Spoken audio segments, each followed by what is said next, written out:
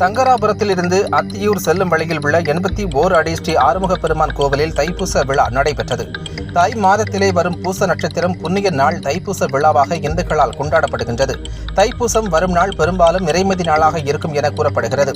இந்நிலையில் தைப்பூசத்தை ஒட்டி கள்ளக்குறிச்சி மாவட்டம் சங்கராபுரத்திலிருந்து அத்தியூர் செல்லும் சாலையில் 81 அடியில் அமைந்துள்ள பிரசித்தி பெற்ற ஆறுமுகப்பெருமான் முருகன் கோவிலில் வியாழக்கிழமையான இன்று அதிகாலை 4 மணிக்கு நடைகள் திறக்கப்பட்டு புத்தங்கி அலங்காரத்தில் எழுந்தருளிய மூலவர் முருகப்பெருமானுக்கு சிறப்பு அபிஷேகங்களும் ஆராதனைகளும் நடைபெற்றது. இதில் பால், தயிர், தேன், சந்தனம், பன்னீர் உள்ளிட்ட 16 வகையான பொருட்களை கொண்டு 108 சிறப்பு அபிஷேகம் நடைபெற்றது.